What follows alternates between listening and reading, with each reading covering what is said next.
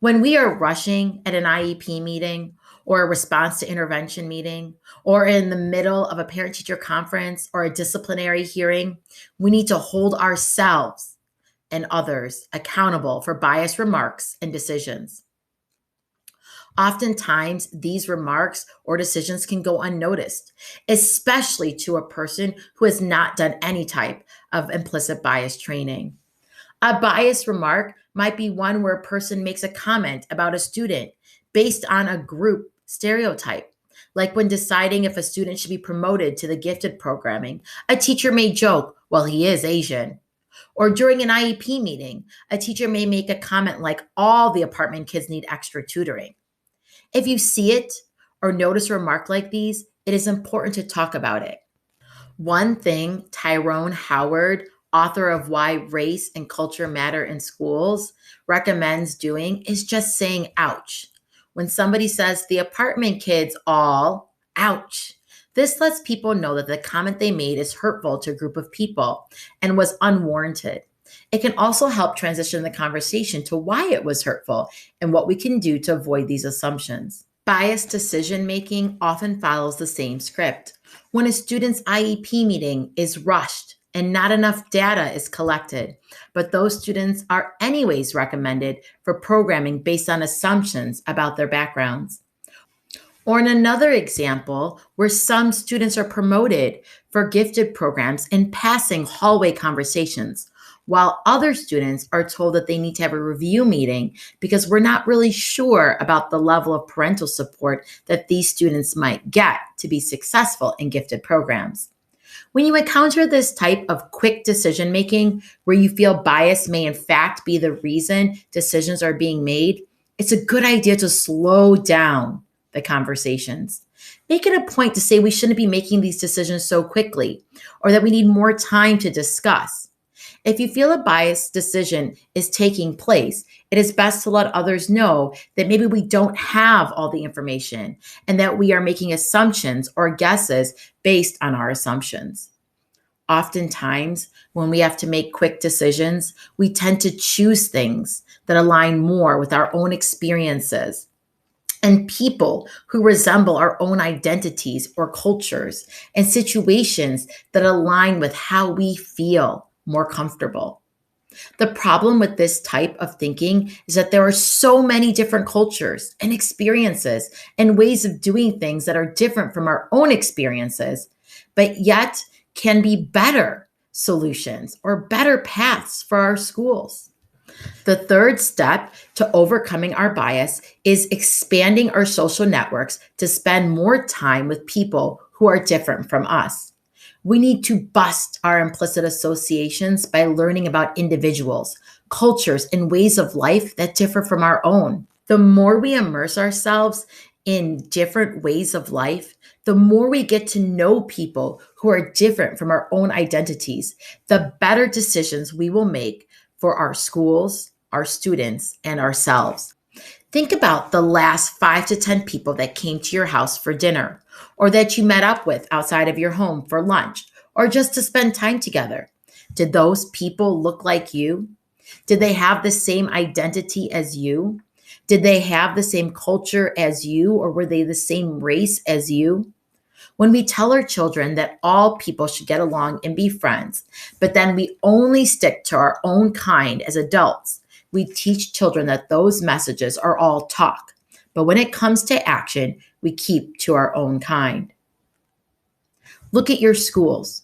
Do teachers of the same colors work together and hang out together? Do students of different backgrounds and cultural identities spend time together and play together? Do they talk to each other?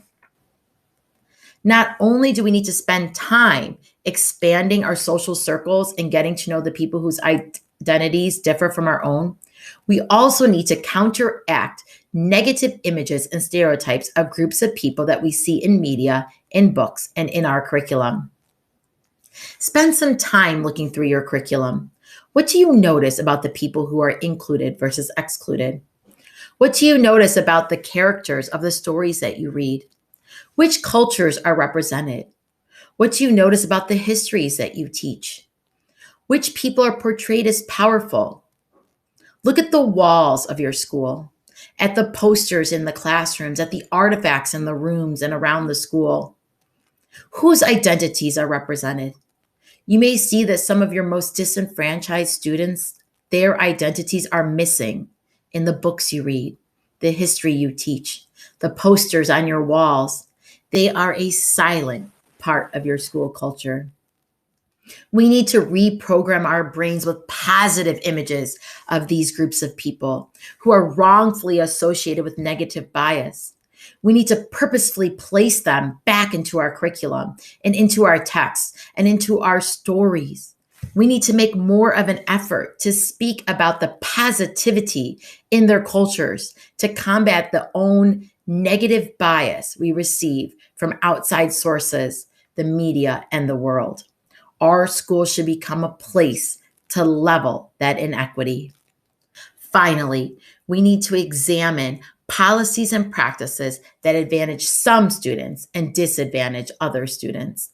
When looking at your school's programs and policies, it is a good idea to ask yourself, who is benefiting?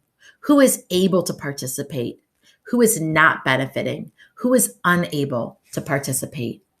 For example, when looking at extracurricular activities or parent-teacher association activities, who is able to participate?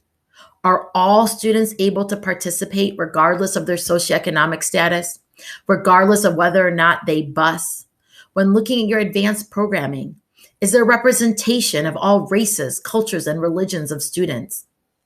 Are all students capable of being part of the program, or does it mostly consist of students who go outside for tutoring or participate in tutoring programs like Kumon, Huntington, Sylvan, and other learning centers?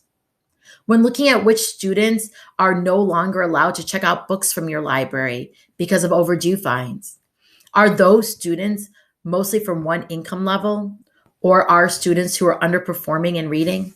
Do our library checkout policies keep students with less access to books at home and lower reading scores from having access to books at school? Asking ourselves these types of questions helps us to examine the policies and procedures that we have in place. They also help us to not only identify the bias in them, but also to work together to search for unbiased solutions. One way to do that is to see why certain groups are excluded or disadvantaged, and then come up with solutions to re-engage that group. Having implicit bias is part of being human. It's part of having a human brain and can affect the way we do our jobs as educators. Becoming aware of your bias, slowing down to recognize and avoid bias, and addressing bias remarks and decisions are the beginning steps to addressing implicit bias as an educator. But also, we must take time to expand our social networks and work to level the positive images of diverse cultures and races in our curriculum, and to help our own brains to change which associations we feel are normal. Finally, we need to create groups and systems to evaluate policies and procedures in our schools and our buildings, which advantage some students and disadvantage others based on implicit bias.